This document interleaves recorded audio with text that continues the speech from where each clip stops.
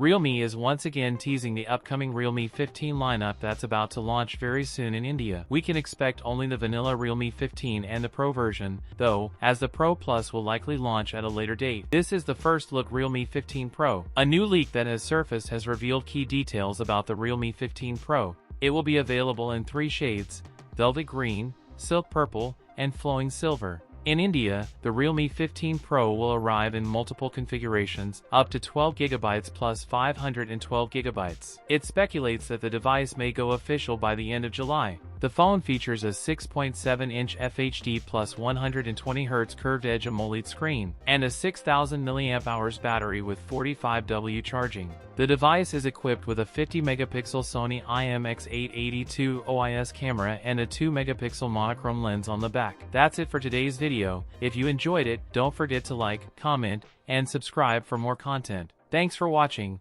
and I'll see you in the next one.